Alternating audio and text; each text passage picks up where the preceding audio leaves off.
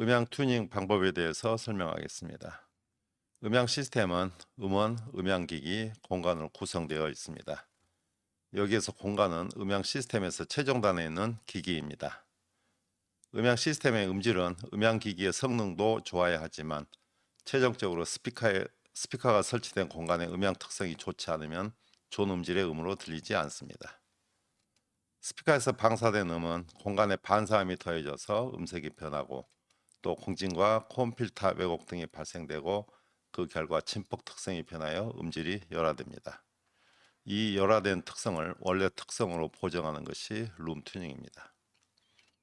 스피커의 특성은 무향실에서 사인파와 핑크 잡음을 이용하여 스피커 정면 1m 앞에서 측정한 데이터이므로 실제로 우리가 청취하는 음원과 청취하는 공간의 음영 특성과는 전혀 다르기 때문에 스피커의 특성을 보고 음질을 전혀 예측할 수 없습니다. 이와 같이 스피커의 특성은 무향실에서 스피커 앞 1m 앞에 마이크를 두고 측정을 합니다. 그러나 우리가 음악을 듣는 실제 상황에서는 스피커 앞 1m 지점이 아니고 또 실내 반사음도 무수히 많습니다. 따라서 이러한 특성이 이렇게 변해버립니다. 즉 반사음에서 공진과 콤필터 왜곡이 생겨서 특성이 이렇게 변형이 돼버립니다. 똑같은 스피커라도 재생하는 공간이 달라지면 이렇게 음색이 달라지는 겁니다.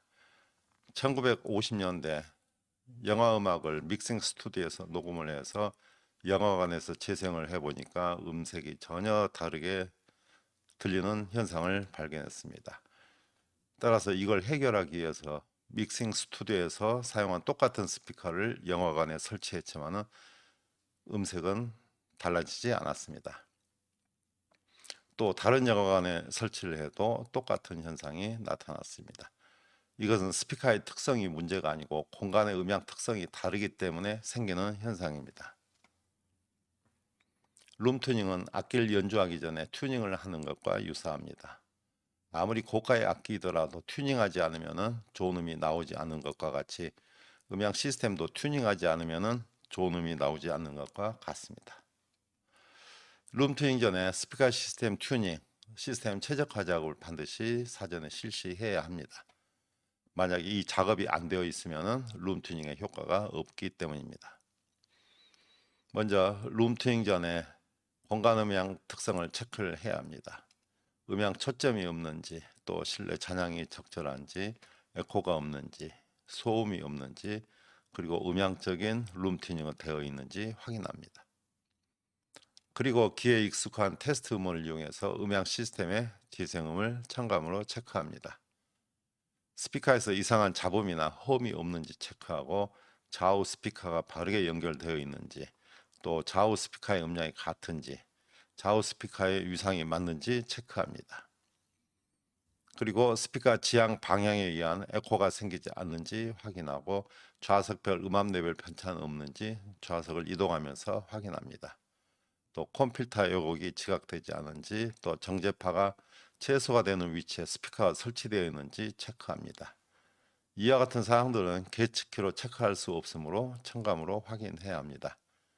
이상의 과정이 완료되면 룸 튜닝에 들어갑니다. 룸 튜닝 방법은 음향적인 룸 튜닝과 정기적인 룸 튜닝이 있습니다. 음향적인 룸 튜닝은 음향기술 총론 14장 공간 음향 6강 영상을 참조하시기 바랍니다. 여기에서는 정기적인 룸 튜닝에 대해서 설명하겠습니다. 이퀄라이저를 이용한 룸 튜닝 방법은 아주 간단합니다. 그러나 어떠한 특성이든 보정이 되는 것은 아니고 한계가 많습니다. 이 내용들은 음향 튜닝이 안 되는 특성에 관한 영상을 참조하시기 바랍니다. 이 영상에서는 음향 튜닝 방법에 대해서 설명하겠습니다. 음향 튜닝 방법의 시스템 구성도입니다. 스펙트럼 분석기가 있고 룸 튜닝용 이퀄라이저가 있습니다. 그리고 음향 시스템이 있습니다. 마이크를 잔향 음장에 위치를 시킵니다.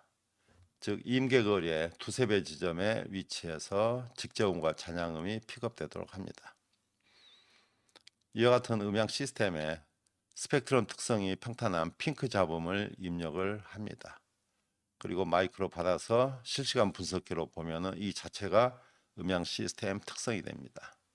이와 같은 특성이 얻어질 때 이것이 평탄한 특성이 되도록 이 룸 튜닝용 이퀄라이저를 이용해서 특성을 보정하는 것이 룸 튜닝입니다. 다시 정리하면은 스펙트럼 특성이 평탄한 핑크 자물 시스템에 입력을 해서 얻어진 데이터가 음향 시스템의 전송 주파수 특성이 됩니다. 특성 자체가 평탄하지 않기 때문에 이것을 평탄하게 보정하는 것이 룸 튜닝입니다. 피크 dB 많습니다. 따라서 기준 레벨을 여기에 설정하고 이 레벨보다 높은 주파수는 이퀄라이저로 컷을 하고 낮은 부분은 부스트를 해서 이와 같이 평탄한 특성으로 만드는 것입니다. 아주 간단한 방법입니다. 다시 얘기해서 피크는 컷을 하고 딥은 부스트하고 피크는 컷을 해서 평탄한 특성을 만드는 것입니다. 다시 정리하면은 측정한 전송 주파수 특성의 역특성을 이퀄라이저로 만들어서 두 특성을 더하면은 이렇게 평탄한 특성이 되는 것입니다. 이와 같은 특성이 이렇게 평탄한 특성이 되는 것입니다. 음성 확성용 음향 시스템은 100에서 1000Hz 대역에서 평탄하면 됩니다. 그리고 진폭 특성의 평탄한 정도는 플러스 마이너스 3dB 이내이면 문제가 없습니다.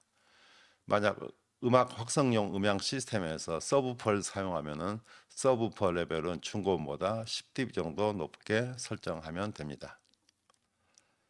이와 같은 특성을 이렇게 평탄하게 보정을 했습니다. 그러면 음질이 어떻게 될까요? 진폭 특성이 평탄하다고 반드시 좋은 음질이 나는 것은 아닙니다. 스피커의 진폭 특성이 평탄하면 좋은 음질이 재생된다고 생각하는 경향이 많습니다. 그러나 진폭 특성만 보고 좋은 음질이 재생되는지는 전혀 알 수 없습니다. RTA에 나타난 진폭 특성이 평탄해도 음질이 좋지 않은 경우가 아주 많습니다. 이것은 마이크의 평탄한 특성과 청각 특성이 다르기 때문에 마이크로 측정한 특성과 청감적으로 들리는 음질과 일치하지 않기 때문입니다. 이와 같이 진폭 특성이 평탄하고 음질이 좋은 것은 아닙니다. 이상적인 진폭 특성을 룸 커브라고 하고 청감적으로 평탄한 진폭 특성을 말합니다. 여기에 스피치 커브가 있고 시네마 커브, ITR에서 공고하고 있는 리스닝 룸 커브입니다. 어느 진폭 특성이든 전부 고음이 이렇게 롤오프된 특성입니다. 이것은 고음은 공기에 의해 흡음이 되기 때문에 롤오프 되는 것입니다. 여러 가지 룸 커브 중에서 현재 국제적으로 사용되고 있는 룸 커브는 영화 음향 시스템의 X 커브입니다. 2kHz 이상부터 롤오프 되는 특성입니다.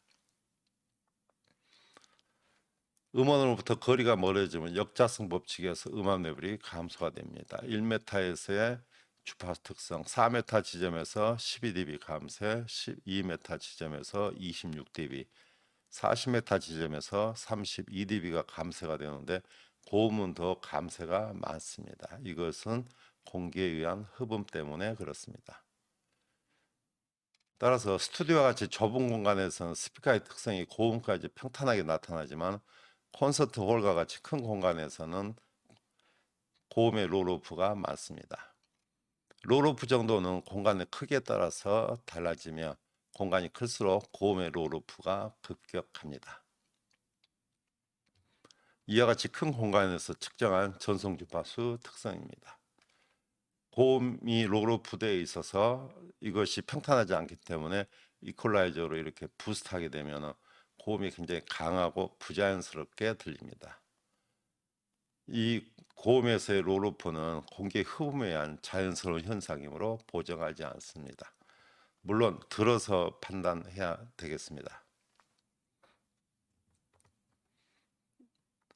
자, 고음까지 평탄한 특성은 굉장히 부자연스러운 음입니다. 이것이 오히려 자연스러운 음인 것입니다. 진폭 특성이 룸커브에 맞도록 보정되었다고 반드시 좋은 음질이 재생되는 것은 아닙니다. 이것은 이퀄라이저로 진폭 특성을 보정하는 방법이 여러 가지가 있고 또 방법에 따라서 음질이 달라지기 때문입니다. 일반적으로 진폭 특성의 딥은 잘 지각되지 않지만 피크는 지각이 쉽게 됩니다. 따라서 진폭 특성의 피크 주파수만 커트하고 딥은 부스트하지 않는 것이 바람직합니다. 딥이 생긴 이유는 정제파나 호흡 필터 왜곡에 이어서 상쇄된 음일 수도 있고 상쇄된 음은 보정되지 않기 때문입니다. 호흡 필터 왜곡에 생긴 딥은 직접음과 역위상인 반사음과 더해져서 음이 상쇄된 것이므로 이퀄라이저로 보정되지 않지만 외형상 진폭 특성이 보정된다고 해도 이것은 잡음 성분이며 음질이 더 나빠집니다. 따라서 정제파나 콤필터 왜곡에 의해 생긴 딥은 보정되지 않으므로 보정하려고 노력하지 않고 음향적인 튜닝으로 보정해야 합니다. 이퀄라이저로 깊은 딥을 보정하기 위해서 과도하게 부스트하면 앰프의 헤드룸이 감소되고 또 히스 잡음도 증가되어 왜곡이 생길 수 있습니다. 이퀄라이저의 슬라이드를 6dB 부스트하는 것은 앰프의 파워를 4배 증가시키고 스피커에도 4배 파워를 가하게 되고 스피커가 파손될 수 있으므로 3dB 이상 부스트하지 않는 것이 바람직합니다. 그리고 특정 슬라이더를 많이 부스트해서 보정하지 않고 이웃하는 슬라이드를 같이 사용해서 적은 양으로 보정하는 것이 좋습니다. 또 이퀄라이저를 과도하게 부스트하면 위상 특성도 변하므로 최소한으로 부스트하는 것이 좋습니다. 일반적으로 이퀄라이저를 부스트하여 사놓은 경우가 많지만 이것은 음량이 커지므로 음질이 더 좋아지는 것처럼 들리기 때문입니다. 따라서 슬라이더를 부스트하여 레벨이 커진 만큼 전체 음량을 줄여서 음질을 판단해야 합니다. 딥을 무리하게 보정하면 음질이 더 부자연스러워집니다. 따라서 진폭 특성이 비교적 평탄하게 얻어지는 위치에 스피커를 설치하고 보정하는 것이 좋습니다.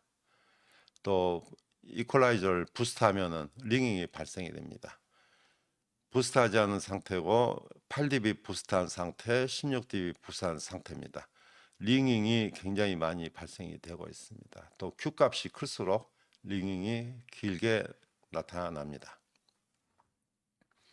이와 같이 딥을 부스트하여 보정하면 음질이 부자연스럽습니다. 따라서 이렇게 하지 않고 피크를 커트하는 방법을 사용하면 좋습니다. 자, 이것도 기준을 여기에 두고 이 부분을 커트하면 됩니다. 이것도 기준 레벨을 여기에 잡고 컷을 하면 됩니다.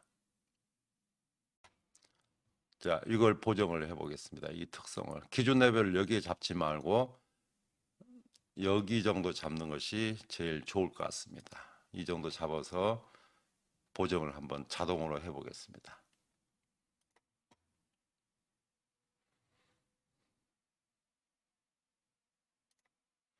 자, 이것이 보정된 특성입니다.